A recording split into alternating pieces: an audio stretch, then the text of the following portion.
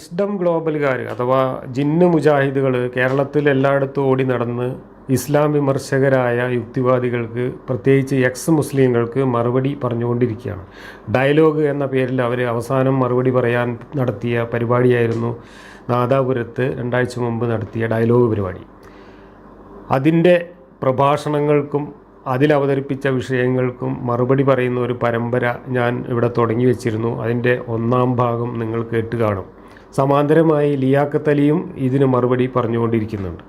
ഈ ഡയലോഗ് പരിപാടിയിലേക്ക് ആളുകളെ ക്ഷണിച്ചുകൊണ്ട് ഈ പ്രസ്ഥാനത്തിൻ്റെ ജനറൽ സെക്രട്ടറിയായ TK അഷ്റഫ് പറഞ്ഞ ചില കാര്യങ്ങൾക്കാണ് കഴിഞ്ഞ ഭാഗത്ത് ഞാൻ മറുപടി പറയാൻ ശ്രമിച്ചത്.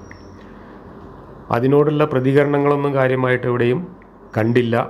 മനുഷ്യൻ്റെ യുക്തിക്കും ബുദ്ധിക്കും ചിന്തയ്ക്കും മനുഷ്യൻ്റെ കോമൺ സെൻസിനുമൊക്കെ വല്ലാണ്ട് പരിമിതികളുണ്ട് എന്നും അതുകൊണ്ട് തന്നെ മനുഷ്യർക്ക് ആ പരിമിതികൾക്കപ്പുറത്തുള്ള, നമ്മുടെ പഞ്ചേന്ദ്രിയങ്ങൾക്കപ്പുറത്തുള്ള കാര്യങ്ങളൊന്നും അറിയാനുള്ള കഴിവില്ല എന്നും ആ കഴിവ് നികത്താൻ വേണ്ടിയാണ് അള്ളാൻ്റെ റസൂലിൻ്റെയും മതം നിങ്ങൾ വിശ്വസിക്കണമെന്ന് ആവശ്യപ്പെടുന്നത് എന്നുമാണ് അദ്ദേഹം ആമുഖമായിട്ട്, ഈ സെമിനാറിൻ്റെ ആമുഖമായിട്ട് പറഞ്ഞത്.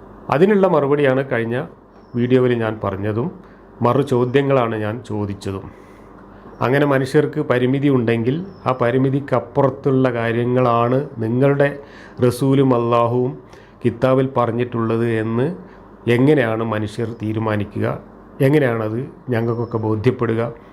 ഇവിടെ 900 മതങ്ങളും കിതാബുകളും റസൂലുമാരും ദൈവങ്ങളും ഒക്കെ ഉള്ളപ്പോൾ അതിൽ നിന്ന് ഏറ്റവും ശരിയായത് ഏതാണ്? നമുക്ക് രക്ഷ കിട്ടാൻ, മോക്ഷം കിട്ടാൻ യഥാർത്ഥ ദൈവം, യഥാർത്ഥ മതവും ഏതാണ് എന്ന് നമ്മൾ ഏത് ടൂൾ ഉപയോഗിച്ച് കമ്പയർ ചെയ്ത് കണ്ടെത്തുമെന്നാണ് എൻ്റെ ചോദ്യം. ആ ചോദ്യത്തിന് മറുപടി പറയേണ്ട ബാധ്യത വിസ്ഡം ഗ്ലോബലുകാർക്കുണ്ട്. ഇവിടെ യുക്തിക്ക് പരിമിതിയുണ്ട് മനുഷ്യർക്ക്, അതുകൊണ്ട് ഞങ്ങളെ റസൂലും അള്ളയും പറഞ്ഞത് നിങ്ങൾ വിശ്വസിക്കണം എന്ന് പറയുമ്പോൾ ആ റസൂലും അള്ളയും ഒറിജിനലാണോ വ്യാജമാണോ എന്ന് നമ്മൾ എങ്ങനെ പരിശോധിക്കും? അഥവാ അതൊന്നും പരിശോധിക്കാൻ പാടില്ല എന്നാണെങ്കിൽ എന്തടിസ്ഥാനത്തിലാണ് പറയുന്നത്?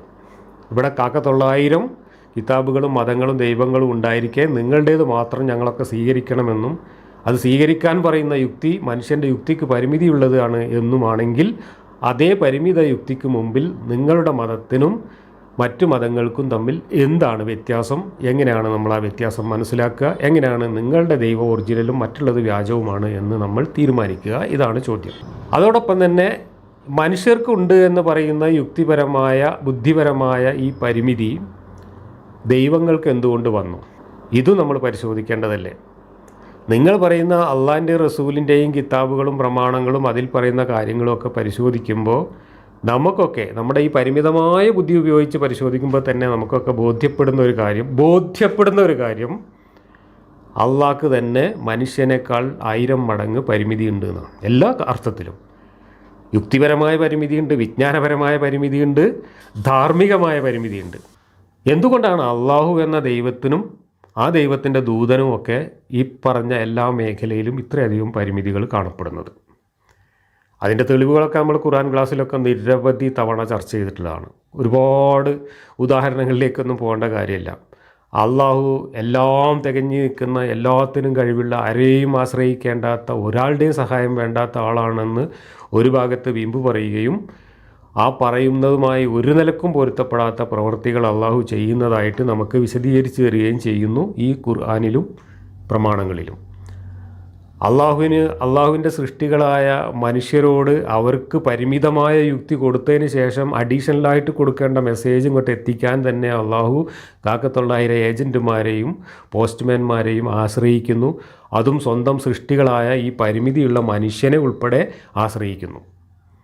അപ്പോൾ പരിമിതിയില്ലാത്ത യുക്തിയുള്ള അള്ളാഹു ഈ പരിമിതിയുള്ള യുക്തിയുള്ള മനുഷ്യനെ പ്രവാചകനാക്കുക, എന്നിട്ട് വേറെ ഇടനിലക്കാരെ വെച്ചിട്ട്, മലക്കുകളെ വെച്ചിട്ട് മെസ്സേജ് കൊടുത്തയക്കുക, എന്നിട്ട് ആ കൊടുത്തയച്ച മെസ്സേജ് ഇത് വായിച്ച പ്രവാചകനോ അത് കേട്ട ആളുകൾക്കോ അത് കേട്ട് എഴുതി വെച്ചത് ഇന്ന് വായിച്ചു നോക്കിയവർക്കോ ഇതിനു മുമ്പ് അത് വ്യാഖ്യാനിച്ച് അതിൻ്റെ അർത്ഥം പറഞ്ഞവർക്കോ ഒന്നും കൃത്യമായിട്ട് മനസ്സിലാക്കാൻ കഴിയാത്തത് കൊണ്ട് അതിൽ 900 വൈരുദ്ധ്യങ്ങളും ഗ്രൂപ്പുകളും ആശയപരമായ അവ്യക്തതകളും ഒക്കെ കിടന്നിട്ട് ഉഴലുന്നതാണ് നമ്മൾ കാണുന്നത്. അള്ളാഹുവിൻ്റെ ഈ ഒരു ദൗത്യം, മനുഷ്യർക്ക് മെസ്സേജ് എത്തിച്ചു കൊടുക്കുക എന്ന ദൗത്യം പോലും 99.9% പരാജയപ്പെട്ടിരിക്കുന്നു എന്നത് വ്യക്തമാണ്. അത്രയും പരിമിതി എന്തായാലും മനുഷ്യർക്കില്ല എന്നുള്ള കാര്യം ഉറപ്പാണ്.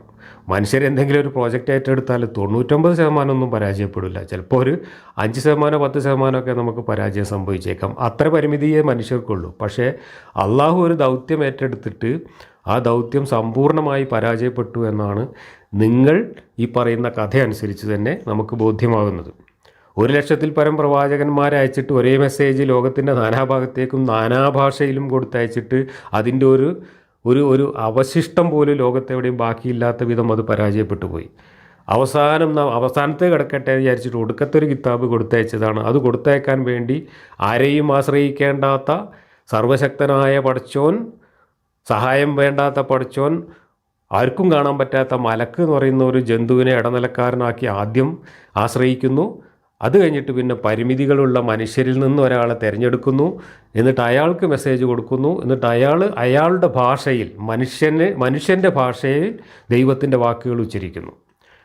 അപ്പോൾ മനുഷ്യൻ്റെ വാക്കും മനുഷ്യൻ്റെ നാക്കും വാടകയ്ക്ക് എടുക്കേണ്ട ഗതികേട്, പരിമിത യുക്തിയും പരിമിത ബുദ്ധിയുള്ള മനുഷ്യനെ തന്നെ ഇടനിലക്കാരനായിട്ട് ഏറ്റെടുക്കേണ്ട ഗതികേട്, ഇതൊക്കെ അള്ളാഹുവിൻ്റെ പരിമിതികളാണ്. ആ പരിമിതികളിലൂടെ അള്ളാഹു മനുഷ്യർക്ക്, ലോകാവസാനം വരെയുള്ള മുഴുവൻ മനുഷ്യർക്കുമായിട്ടൊരു മെസ്സേജ് കൊടുത്തയച്ചിട്ട് ആ മെസ്സേജ് ഇന്ന് വായിച്ച് മനസ്സിലാക്കാൻ കഴിയുന്ന ഒരു ലോക ജനസംഖ്യയിൽ 10% പോലുമില്ല. അത് മനസ്സിലാക്കിയതിൽ തന്നെ അത് ഉൾക്കൊള്ളുന്നവർ ആ 10%-ൻ്റെ 10% പോലുമില്ല. അതനുസരിച്ച് ലോകത്ത് ജീവിക്കാൻ തയ്യാറായിട്ടുള്ള മനുഷ്യർ എത്ര പേരുണ്ട് എന്ന് പരിശോധിച്ചാൽ 99.9% ആളുകളും ഈ മെസ്സേജ് എന്താണെന്ന് കൃത്യമായി മനസ്സിലാക്കിയവർ പോലുമല്ല. അപ്പോൾ അള്ളാഹുവിൻ്റെ ഒരു ദൗത്യം ആദം നബി മുതൽ തുടങ്ങിയിട്ട് ലോകാവസാനം വരേക്ക് അള്ളാഹു ഒരു ദൗത്യം ഏറ്റെടുത്തിട്ട്, ഒരു മെസ്സേജ് എത്തിക്കുക എന്നൊരു ദൗത്യം ഏറ്റെടുത്തിട്ട് ആ ദൗത്യം തന്നെ സമ്പൂർണ്ണമായി പരാജയപ്പെടുകയാണ് ചെയ്തിട്ടുള്ളതെങ്കിൽ മനുഷ്യൻ്റെ യുക്തിയേക്കാൾ വലിയ പരിമിതി ഈ അള്ളാഹുവിൻ്റെ യുക്തിക്കുണ്ട് എന്നല്ല ഇന്ന് മനസ്സിലാക്കേണ്ടത്. വേറെന്തെങ്കിലും മനസ്സിലാക്കാനുണ്ടെങ്കിൽ നിങ്ങളത് വിശദീകരിക്കുക, നമുക്കപ്പോൾ അതിനെക്കുറിച്ച് ചർച്ച ചെയ്യാം. ഞാൻ പറയാൻ ഉദ്ദേശിച്ച വിഷയം അതുമല്ല. ഇനി മനുഷ്യർക്ക് പരിമിതമായ യുക്തിയുണ്ട്, അതുകൊണ്ട് നിങ്ങൾ ആ യുക്തിക്ക് അപ്പുറത്തുള്ള കാര്യങ്ങളൊക്കെ കണ്ടെത്താൻ ഇതിനെ ആശ്രയിക്കൂ എന്നാണല്ലോ നിങ്ങൾ പറഞ്ഞത്. എന്തിനാണ് മനുഷ്യൻ്റെ യുക്തിയുടെ പരിമിതിക്കും ബുദ്ധിയുടെ പരിമിതിക്കും ചിന്തയുടെ പരിമിതിക്കും കോമൺ സെൻസിൻ്റെ പരിമിതിക്കും ഒക്കെ പുറത്തുള്ള കാര്യങ്ങൾ അന്വേഷിച്ച് പോകേണ്ട ആവശ്യമെന്താണ്? ഇതിനെക്കുറിച്ച് ഞാൻ പിന്നീട് വിശദീകരിക്കാമെന്ന് ആദ്യത്തെ വീഡിയോയിൽ തന്നെ പറഞ്ഞിരുന്നു. അത് വിശദീകരിക്കാനാണ് ഞാനിപ്പോൾ ഇവിടെ ഇരിക്കുന്നത്. മനുഷ്യർ എന്നല്ല, ഈ പ്രകൃതിയിൽ ജന്മമെടുത്തിട്ടുള്ള എല്ലാ ജീവജാലങ്ങൾക്കും ആ ജീവിയുടെ ആവാസ വ്യവസ്ഥക്കുള്ളിൽ ആ ജീവിക്ക് എങ്ങനെ ജീവിക്കണം എന്നതിനെ സംബന്ധിച്ചുള്ള എല്ലാ കഴിവുകളും സിദ്ധികളും പ്രകൃതിയാ തന്നെ കിട്ടിയിട്ടുണ്ട്. ഏതൊരു ജീവിയെയും നിങ്ങളെടുത്ത് നോക്കൂ, ആ ജീവിക്ക് ആ ജീവിയുടെ ആവാസ വ്യവസ്ഥയിൽ ജീവിച്ച് തീർക്കാൻ ആവശ്യമായ എല്ലാ കഴിവുകളും ആ ജീവിക്ക് പ്രകൃതിയിൽ നിന്ന് സ്വാഭാവികമായിട്ടും സഹജമായിട്ടും കിട്ടിയിട്ടുണ്ട്. അത് മനുഷ്യനും കിട്ടിയിട്ടുണ്ട്. മനുഷ്യനത് കിട്ടിയത് കുറച്ച് ഓവറാണ് എന്നതുകൊണ്ടാണ് മനുഷ്യൻ ആവശ്യമില്ലാത്ത കാര്യങ്ങളിലേക്കൊക്കെ പോയത്. മനുഷ്യർക്ക് ഇവിടെ ജീവിക്കാൻ, നമ്മൾ ജീവിക്കുന്നത് ഈ ഭൂമിയിലാണ്. ആ ഭൂമി എന്ന് പറയുന്ന ആവാസ വ്യവസ്ഥക്കുള്ളിൽ മനുഷ്യൻ എന്ന ഒരു ജീവിക്ക് മനുഷ്യർ തന്നെ ആയിട്ടുള്ള മറ്റു സഹജീവികളോടൊപ്പം സഹകരിച്ചു കൊണ്ട് ഒരു സംഘജീവിതം നയിക്കാൻ, ഒരു സാമൂഹ്യ ജീവിതം നയിക്കാൻ ആവശ്യമായ എല്ലാ യുക്തിയും ബുദ്ധിയും കഴിവും സിദ്ധിയും മനുഷ്യർക്ക് സഹജമായി തന്നെ കിട്ടിയിട്ടുണ്ട്. അതിനൊരു പരിമിതിയില്ല. മനുഷ്യന് ജീവിക്കാൻ ആവശ്യമായ യുക്തിയും കഴിവും സിദ്ധിയും മനുഷ്യർക്ക് കിട്ടിയിട്ടുണ്ട്. അതിന് ഒരു പരിമിതിയില്ല. അത് പരിമിതിക്കൊക്കെ അപ്പുറത്തേക്ക് കുറച്ച് ഓവറായിട്ട് തന്നെ കിട്ടിയിട്ടുണ്ട്. അതുകൊണ്ടാണ് മറ്റു ജീവികളിൽ നിന്നൊക്കെ വ്യത്യസ്തരായിട്ട് മനുഷ്യർ കുറേ കൂടിയും സ്വന്തമായി ഒരുപാട് കണ്ടെത്തലുകൾ നടത്തിക്കൊണ്ട് മനുഷ്യൻ്റെ ജീവിതം നാൾക്കുനാളിങ്ങനെ മെച്ചപ്പെടുത്തിക്കൊണ്ടിരിക്കുന്നത്. മനുഷ്യർക്ക് ഒരുപാട് തൻ്റെ ആവാസ വ്യവസ്ഥയ്ക്കും അപ്പുറത്തേക്ക് ഒരുപാട് കാര്യങ്ങൾ അറിയാനൊക്കെ കഴിഞ്ഞത് ആവശ്യമുള്ളതിൽ കൂടുതൽ യുക്തിയും ബുദ്ധിയും ഉള്ളതുകൊണ്ടാണ്. അപ്പോൾ നിങ്ങളീ പറയുന്ന വാദം തന്നെ ശുദ്ധ അസംബന്ധമാണ്. മനുഷ്യർക്ക് ആവശ്യമുള്ള ബുദ്ധിയും യുക്തിയില്ല, അത് പരിമിതപ്പെടുത്തിയിട്ടുണ്ട് എന്ന് പറയുന്നത് ശുദ്ധ അസംബന്ധമാണ്. മനുഷ്യർക്ക് ജീവിക്കാൻ ആവശ്യമായിട്ടുള്ള എല്ലാ കഴിവുകളും മനുഷ്യർക്കുണ്ട്. ജീവിക്കാൻ ആവശ്യമായിട്ടുള്ളതിൽ കൂടുതൽ കഴിവുകൾ മനുഷ്യർക്കുണ്ട്. ആ കൂടുതൽ കഴിവ് ലേശം കിട്ടിയതുകൊണ്ടാണ് മനുഷ്യൻ്റെ യുക്തിയിലും ബുദ്ധിയിലും കൊള്ളാത്ത, മനുഷ്യൻ്റെ ചങ്കിൽ കൊള്ളാത്ത സാധനങ്ങൾ മിണുങ്ങാൻ വേണ്ടി പോവുകയും അങ്ങനെ പോയി അത് ചങ്കിൽ കുടുങ്ങി ഈ വലിയടങ്ങേറല്ലേ ഇപ്പോൾ അകപ്പെടുകയും ചെയ്തിട്ടുള്ളത്. നിങ്ങൾ ഈ വിസ്ഡം ഗ്ലോബലുകാർ ഇന്ന് ഈ സെമിനാർ നടത്തേണ്ടി വന്നത് നിങ്ങളുടെ ചങ്കിൽ ഇത് കുടുങ്ങിയത് കൊണ്ടാണ്. കാരണം നിങ്ങൾ ഇത് വലിയ യുക്തിയാണ്, ശാസ്ത്രമാണ് എന്ന് പറഞ്ഞ് ലോകം മുഴുവൻ പ്രചരിപ്പിച്ചിട്ട് അവസാനം നിങ്ങളോട് അതിനെക്കുറിച്ച് യുക്തിപരമായ ചോദ്യങ്ങളും സംശയങ്ങളും ഉന്നയിക്കുമ്പോൾ, ഇതിനകത്തുള്ള മണ്ടത്തരങ്ങളും വൈരുദ്ധ്യങ്ങളും എടുത്ത് ചൂണ്ടിക്കാണിക്കുമ്പോൾ അതിന് മറുപടി പറയാൻ കഴിയാതെ ഇത് ചങ്കിൽ കെട്ടിയതുകൊണ്ടാണ് നിങ്ങൾ മനുഷ്യൻ്റെ യുക്തിയുടെ പരിമിതിയെക്കുറിച്ച് ഇന്ന് വാചാലമായി സംസാരിക്കുന്നത്. ആവശ്യമില്ലാത്തത് കൊത്താൻ പോകേണ്ട കാര്യമുണ്ടായിരുന്നില്ല മനുഷ്യർക്ക് ഇന്നുള്ള വിവരമൊന്നും ഈ ദൈവങ്ങളുണ്ടായ കാലത്ത് ഇല്ലാതെ പോയതുകൊണ്ടാണ് ദൈവങ്ങൾക്ക് മനുഷ്യനേക്കാൾ വലിയ പരിമിതികളുണ്ടായത്. ദൈവങ്ങളെക്കുറിച്ച് പറയുന്ന കാര്യങ്ങൾ മുഴുവൻ പരസ്പര വിരുദ്ധമായിട്ടുള്ള വിഡ്ഢിത്തങ്ങളായി മാറിയത്, പരിഹാസ്യമായ കെട്ടുകഥകളായി മാറിയത് മനുഷ്യന് ചങ്കിൽ കൊള്ളാത്ത ദൈവങ്ങളെയൊക്കെ മനുഷ്യൻ ഉണ്ടാക്കാൻ പോയതുകൊണ്ടാണ്. ദൈവങ്ങൾ ഉണ്ടാക്കേണ്ട ഒരാവശ്യവും മനുഷ്യനുണ്ടായിരുന്നില്ല. പക്ഷെ മനുഷ്യൻ അന്ന് തൻ്റെ ആവാസ വ്യവസ്ഥയിൽ തൻ്റെ ജീവിതത്തെ ബാധിക്കുന്ന പല വിഷയങ്ങൾക്കും പരിഹാരം കാണാൻ സ്വന്തമായ കഴിവിന് അന്നത്തെ പരിമിതി കാരണം കഴിയാത്തതുകൊണ്ട് മനുഷ്യർ അതിനൊക്കെ പകരം സങ്കല്പിച്ചുണ്ടാക്കിയ മണ്ടൻ കഥകളാണ് ദൈവങ്ങളായിട്ടും മതങ്ങളായിട്ടൊക്കെ ഇന്ന് പരിണമിച്ച് നമ്മുടെ മുമ്പിൽ വന്ന് നിൽക്കുന്നത്. പക്ഷേ ഇന്ന് മനുഷ്യൻ്റെ മുമ്പിലുള്ള അതുപോലുള്ള പ്രശ്നങ്ങൾക്കൊക്കെ പരിഹാരം കാണാൻ മനുഷ്യർക്ക് കഴിഞ്ഞിട്ടുണ്ട് ഏറെക്കുറെ. അതുകൊണ്ട് തന്നെ മനുഷ്യൻ പരിഹാരം കണ്ടു കഴിഞ്ഞ വിഷയങ്ങളിൽ പോലും ഈ ദൈവങ്ങളും മതങ്ങളും മുന്നോട്ട് വെച്ചിട്ടുള്ള കാര്യങ്ങൾ മണ്ടത്തരങ്ങളാണെന്നും വിവരക്കേടുകളാണെന്നും അസംബന്ധങ്ങളാണ് എന്നും ഇന്ന് നമുക്ക് ബോധ്യപ്പെട്ടിട്ടുണ്ട്. ആ ബോധ്യപ്പെട്ട കാര്യങ്ങൾ പറഞ്ഞുകൊണ്ടാണ് നമ്മൾ നിങ്ങളുടെ മതങ്ങളെയും ദൈവങ്ങളെയും ഇന്ന് വിമർശിക്കുന്നത്. അപ്പോഴാണ് നിങ്ങൾ മറുപടി പറയാൻ കഴിയാതെ ചങ്കിൽ കെട്ടിയിട്ട് ബബ്ബബയടിക്കുന്നത്. ആ ബബ്ബബയുടെ ഭാഗമായിട്ട് നിങ്ങൾ ഒടുക്കം കണ്ടുപിടിച്ചിട്ടുള്ള വൈക്കോൽ തുരുമ്പാണ് മനുഷ്യൻ്റെ യുക്തിക്കുള്ള പരിമിതി എന്ന്.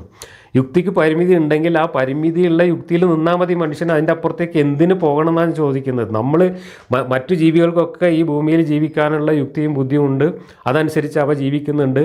മനുഷ്യർക്കും ഇവിടെ ജീവിക്കാൻ ആവശ്യമുള്ള കാര്യങ്ങളൊക്കെ സ്വയം കണ്ടെത്താനും അന്വേഷിക്കാനും പരിഹാരങ്ങൾ കാണാനുമുള്ള കഴിവുണ്ട്. ആ കഴിവ് ഉപയോഗിച്ച് മനുഷ്യൻ്റെ വിജ്ഞാനവും വർദ്ധിച്ചുകൊണ്ട് മനുഷ്യൻ്റെ ജീവിതം അങ്ങനെ മെച്ചപ്പെടുത്തിക്കൊണ്ട് പോകുന്നു.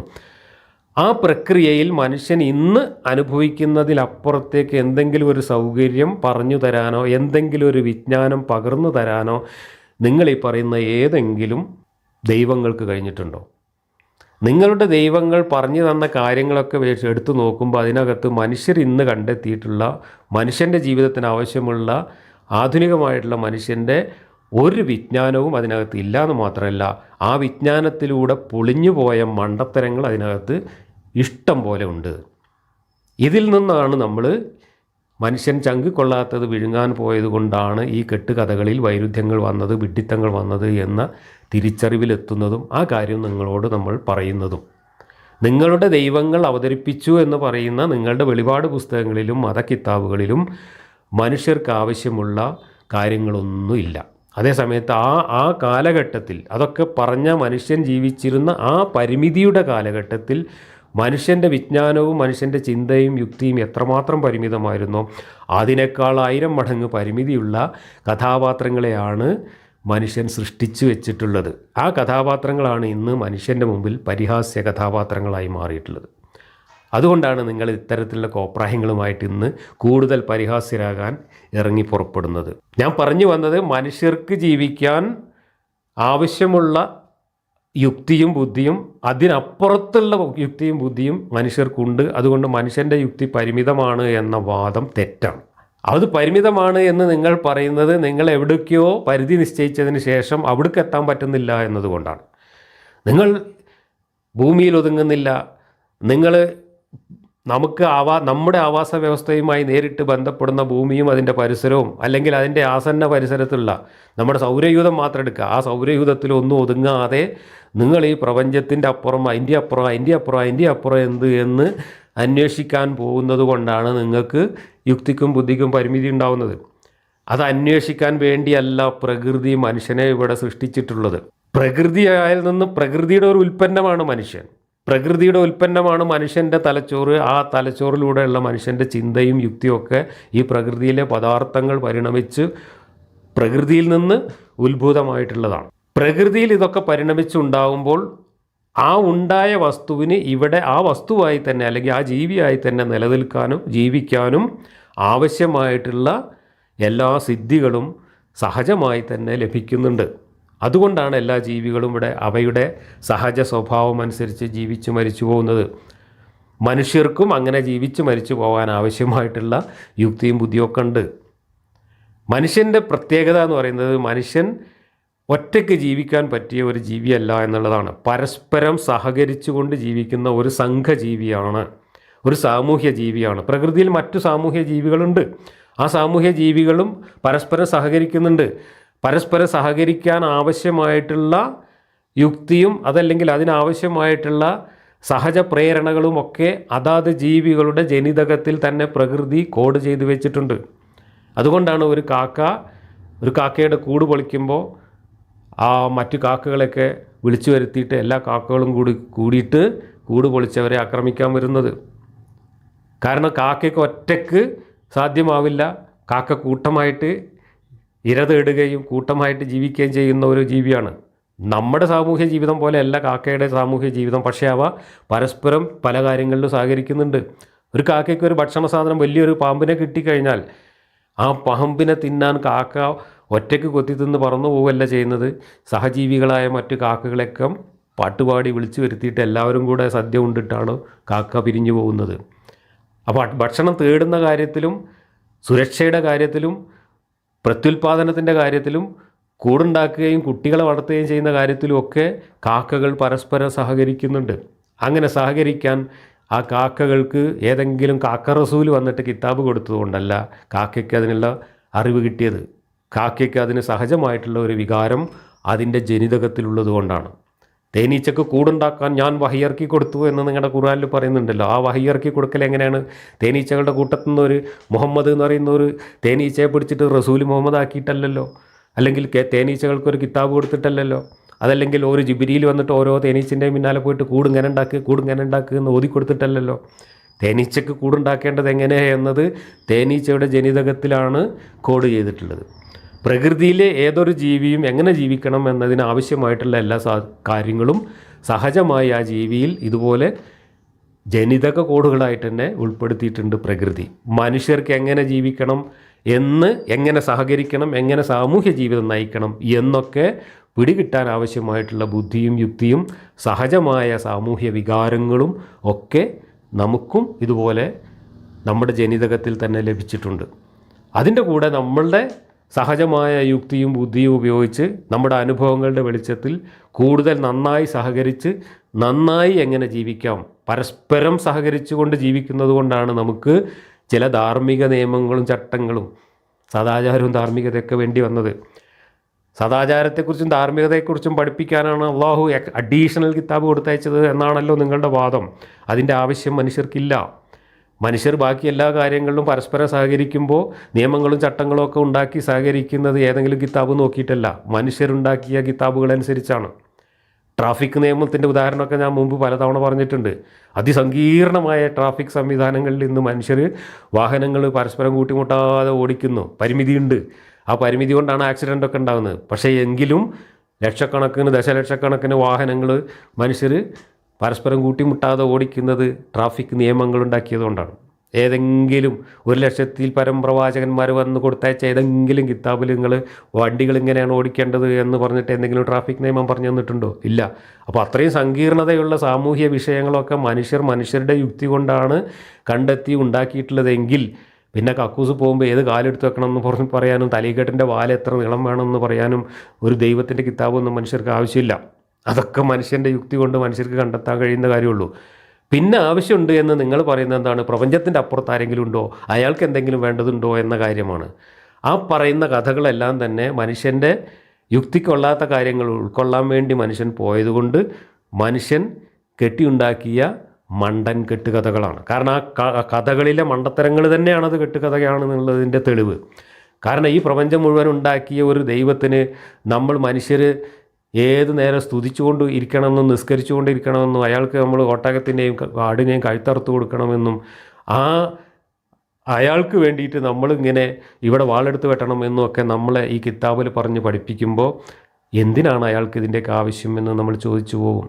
എല്ലാം തികഞ്ഞിരിക്കുന്ന സർവജ്ഞാനിയായ സർവശക്തനായ പരിപൂർണനായിട്ടിരിക്കുന്ന ഒരു ദൈവത്തിന് താൻ സൃഷ്ടിച്ചു വിട്ട ഈ മഹാപ്രപഞ്ചത്തിൽ ഒരു മണൽത്തരിയേക്കാൾ നിസ്സാരമായ ഈ ഭൂമിയിൽ ജീവിക്കുന്ന കോടാനുകോടി ജീവികളിൽ ഒരു ജീവി മാത്രമായ ഈ മനുഷ്യർ തന്നെ പുകഴ്ത്തി സ്തുതിച്ചും നിസ്കരിച്ചും തനിക്ക് വേണ്ടിയിട്ട് കഴുത്ത് വെട്ടിയും തനിക്ക് വേണ്ടിയിട്ട് ചോര ഒലിപ്പിച്ചും ഒക്കെ ഇവിടെ ത്യാഗം ചെയ്യണം, ഇല്ലെങ്കിൽ അങ്ങേർക്ക് ദേഷ്യം വരും, അങ്ങേരെ പിടിച്ച് നമ്മൾ അടുപ്പിലിട്ട് കത്തിക്കുമെന്നൊക്കെ കഥ പറയണമെങ്കിൽ ആ ദൈവത്തിന് ഇതിൻ്റെയൊക്കെ ആവശ്യം എന്താണ്? അപ്പോൾ ആ ദൈവം നമ്മളെക്കാൾ തരം താഴ്ന്ന നമ്മളെക്കാൾ പരിമിതികളുള്ള ഏതോ ഒരു വിചിത്ര ജീവിയാണ് ദൈവം എന്നല്ലേ നമ്മൾ മനസ്സിലാക്കേണ്ടത്. അപ്പോൾ ഈ ദൈവത്തെക്കുറിച്ച് നമ്മൾ സംശയങ്ങൾ ചോദിക്കും.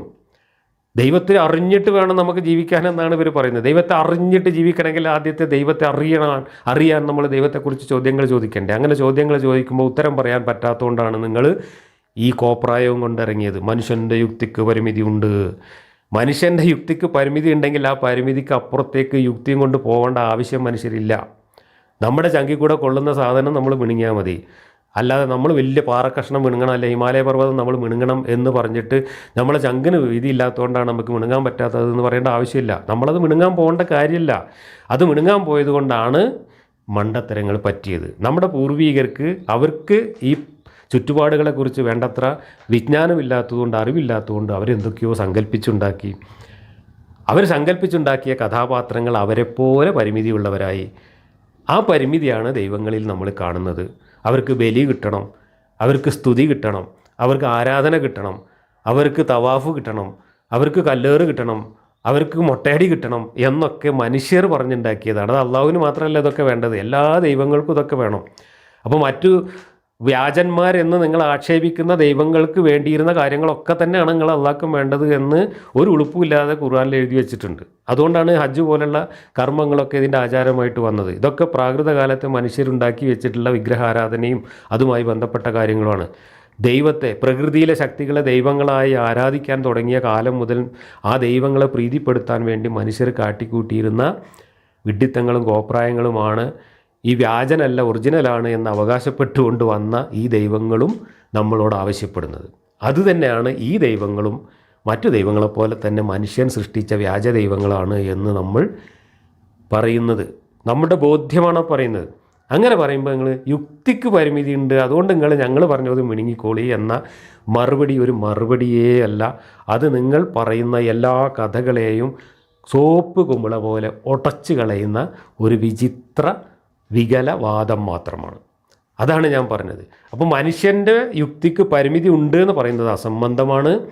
കാരണം യുക്തിക്കും ബുദ്ധിക്കും വേണ്ട പരിമിതി എന്ന് പറയുന്നത് മനുഷ്യർക്ക് ജീവിക്കാൻ ആവശ്യമുള്ളതാണ്, മനുഷ്യർക്ക് ഇവിടെ നിലനിൽക്കാൻ ആവശ്യമുള്ളതാണ്, മനുഷ്യൻ്റെ സർവൈവലിന് ആവശ്യമുള്ളതാണ്.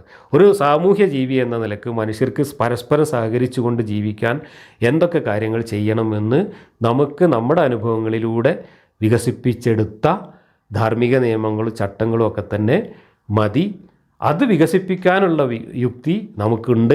അത് കാലത്തിനനുസരിച്ച് പരിഷ്കരിക്കാനുള്ള യുക്തിയും ബുദ്ധിയും നമുക്കുണ്ട്. അതനുസരിച്ചാണ് നമ്മൾ ഇന്നത്തെ ധാർമ്മിക അവസ്ഥയിലേക്ക് പുരോഗമിച്ചിട്ടുള്ളത്.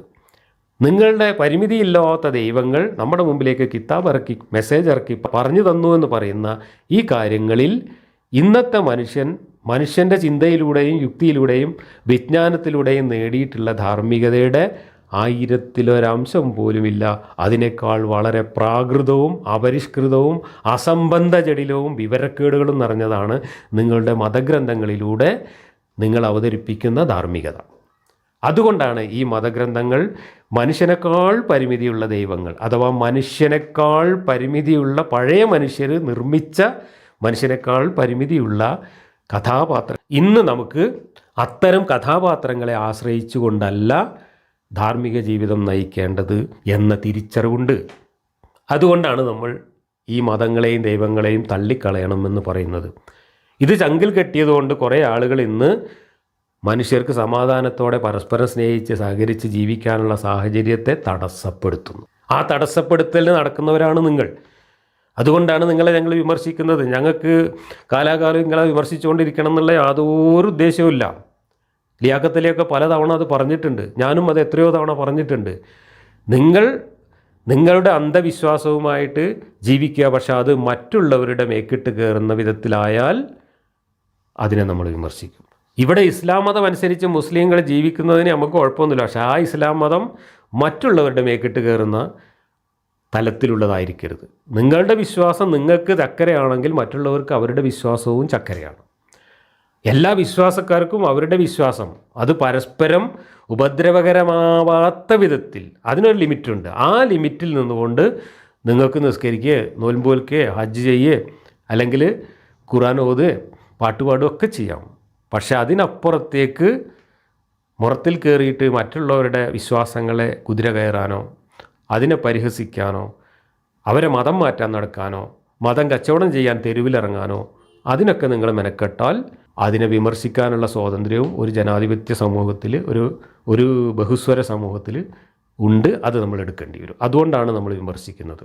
നിങ്ങളെന്ന് മതപ്രചരണം അവസാനിപ്പിക്കുന്നുവോ, നിങ്ങളെന്ന് തെരുവുകളിൽ നിന്നും പൊതു ഇടങ്ങളിൽ നിന്നും നിങ്ങളുടെ മതത്തിൻ്റെ കച്ചവടവും പ്രചരണവും അവസാനിപ്പിക്കുമോ അന്ന് നമ്മൾ നിർത്തും. നിങ്ങൾ എന്ന് മറ്റുള്ളവരുടെ വിശ്വാസങ്ങൾക്ക് മേൽ കുതിര കയറുന്നത് നിർത്തുന്നുവോ അന്ന് നിങ്ങളുടെ വിശ്വാസത്തെ വിമർശിക്കുന്നത് നമ്മൾ നിർത്തും. ഇത് നമ്മൾ പ്രഖ്യാപിച്ചിട്ടുള്ളൊരു നയമാണ്.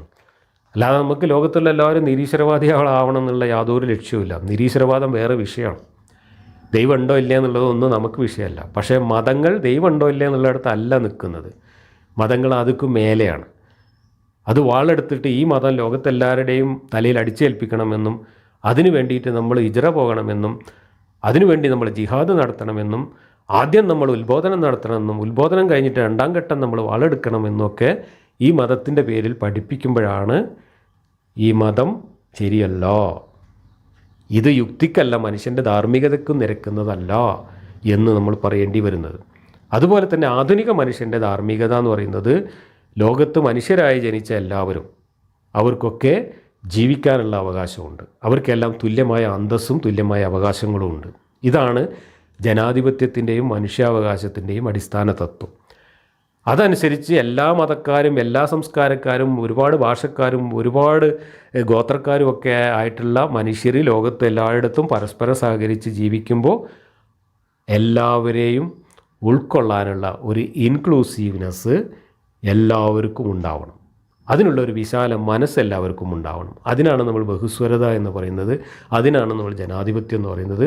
അതൊക്കെ ആധുനിക കാലത്തിൻ്റെ മനുഷ്യൻ്റെ ധാർമ്മികതയാണ്. നിങ്ങൾക്കതൊന്നുമില്ല. നിങ്ങൾ ഫാസിസമാണ് മുന്നോട്ട് വെക്കുന്നത്, നിങ്ങൾ ഏകാധിപത്യമാണ് മുന്നോട്ട് വെക്കുന്നത്, നിങ്ങൾ ഏകമതവാദമാണ് മുന്നോട്ട് വെക്കുന്നത്, നിങ്ങൾ ഏകദൈവവാദമാണ് മുന്നോട്ട് വെക്കുന്നത്. നിങ്ങളുടെ ഏകദൈവവാദം എന്ന തൗഹീദ് തന്നെ ആധുനിക മനുഷ്യൻ്റെ ധാർമ്മിക ചിന്തയ്ക്കുമേൽ ഉയർത്തുന്ന വെല്ലുവിളിയാണ്, വാളാണ്. ഇവിടെ പല മതങ്ങളും പല ദൈവങ്ങളും ഉണ്ട്. ആ ദൈവങ്ങളുമായിട്ട് ആ മനുഷ്യർ ജീവിച്ചു പോയിക്കോട്ടെ. അവിടെ നിങ്ങളുടെ ദൈവമാണ് അതിലും മുന്തിയത് എന്ന് പറഞ്ഞിട്ട് ആരുടെയും മേക്കിട്ട് കയറാൻ പോകണ്ട. കാരണം ഒരു ദൈവവും മുന്തിയതല്ല. എല്ലാ ദൈവങ്ങളും ഇതുപോലെ മനുഷ്യനേക്കാൾ പരിമിതിയുള്ള ദൈവങ്ങളാണ്. സഹായം വേണ്ട എന്ന് പറയുന്ന ദൈവങ്ങൾ സ്വന്തം സൃഷ്ടികളുടെ സഹായത്തിന് വേണ്ടി പിന്നാലെ കെഞ്ചുന്ന വിചിത്രമായ വൈരുദ്ധ്യമാണ് എല്ലാ മതങ്ങളിലും ഉള്ളത്. അതൊക്കെ പറയുമ്പോൾ യുക്തിക്ക് പരിമിതിയുണ്ട് എന്നാണ് നിങ്ങളുടെ വാദമെങ്കിൽ ആ യുക്തിയുടെ പരിമിതി എല്ലാവർക്കും ബാധകമാണ്, നിങ്ങൾക്കും ബാധകമാണ്, നിങ്ങളുടെ ദൈവങ്ങൾക്കും ബാധകമാണ്. അതുകൊണ്ട് മനുഷ്യൻ തൽക്കാലം പരിമിതമായ യുക്തി കൊണ്ട് ഇവിടെ ജീവിച്ചാൽ മതി. ആ യുക്തിയിൽ കൊള്ളാത്ത കാര്യങ്ങൾ തേടി പ്രപഞ്ചത്തിൻ്റെ അപ്പുറത്തേക്ക് പോവാതിരിക്കുക എന്നുള്ളതാണ് ഇന്ന് ചെയ്യാനുള്ളത്. അത് പോവാൻ ശരിയായ അറിവ് നേടാൻ ശാസ്ത്രത്തിൻ്റെ മാർഗത്തിലൂടെ അതിന് കഴിവുള്ള ആളുകൾ അത് ചെയ്തോളും. അവർ ശരിയായ അറിവ് കൊണ്ടുവരുമ്പോൾ നമുക്കത് സ്വീകരിക്കാം. അതുവരെ നമുക്ക് നമ്മുടെ ജീവിതവുമായിട്ട് സമാധാനമായിട്ടും സഹകരിച്ചുകൊണ്ടും മുന്നോട്ട് പോകാമെന്നാണ് നമ്മുടെ കാഴ്ചപ്പാട്. അതിന് നിങ്ങൾ തടസ്സം നിൽക്കുന്നത് കൊണ്ടാണ് നമ്മൾ വിമർശിക്കുന്നത്. ഇതാണ് ഈ മറുപടി പരമ്പരയിലെ രണ്ടാം ഭാഗം എന്ന നിലക്ക് ആദ്യം പറഞ്ഞതിൻ്റെ ഒരു ചെറിയ വിശദീകരണം എന്ന നിലക്ക് എനിക്ക് ഇപ്പോൾ പറയാനുള്ളത്. ഇനി നിങ്ങളുടെ ഡയലോഗിലെ പ്രധാനപ്പെട്ട പ്രഭാഷണങ്ങൾ എടുത്തുകൊണ്ട് നിങ്ങൾ യുക്തിയുടെ മതമാണ് ഇസ്ലാം എന്ന് പറഞ്ഞിട്ട് ഒരു പ്രഭാഷണം അതിൽ നടത്തിയിട്ടുണ്ട്. ആ പ്രഭാഷണം എടുത്തിട്ട് അതിൽ പറഞ്ഞ എല്ലാ വാദങ്ങൾക്കും നമ്മൾ വിശദമായ മറുപടി തുടർന്നുള്ള വീഡിയോകളിൽ തരാം. ഈ മറുപടികളോടാണ് നിങ്ങൾ പ്രതികരിക്കേണ്ടത്. അല്ലാതെ മറുപടി പലവട്ടം പറഞ്ഞു കഴിഞ്ഞ കാര്യങ്ങൾ കേട്ടില്ല കണ്ടില്ല എന്ന് നടിച്ചുകൊണ്ട് പഴയ ആക്രി സാധനങ്ങളുമായിട്ട് വീണ്ടും നിങ്ങൾ പരിപാടി നടത്തിയാൽ നിങ്ങളെ ഈ സമൂഹത്തിൻ്റെ മുമ്പിൽ കൂടുതൽ പരിഹാസ്യരാക്കാൻ നമ്മൾക്കും നമ്മൾ പറഞ്ഞ മറുപടികൾ ആവർത്തിക്കേണ്ടി വരും.